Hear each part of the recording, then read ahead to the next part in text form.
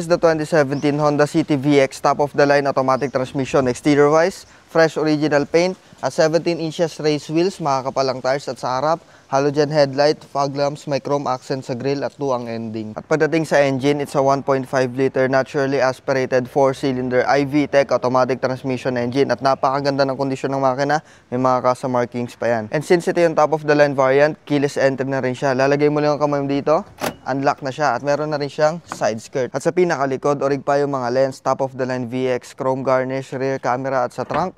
Maluwag ang trunk space, kasya mga groceries nyo. At dito sa loob, intact na headliner, fresh leather seat at well-designed na dashboard, touchscreen infotainment system, digital climate control, 2 cup holders, automatic transmission, center console at leather wrap na steering wheel. May mga controls dito, may paddle shifter, analog display with 47,000 kilometers on the clock only. At push start button na rin siya at meron na rin siyang eco mode. At sa second row,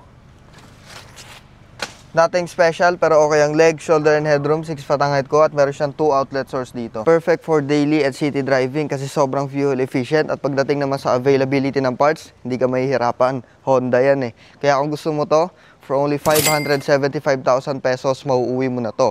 Masyado bang mabigat yung cash price? Meron tayong financing option. For only 155,000 pesos, all in cash out, no hidden charges, no hidden fees, mauuwi mo na to and 16K monthly lang. Kaya reserve mo na to, tumawag ka na.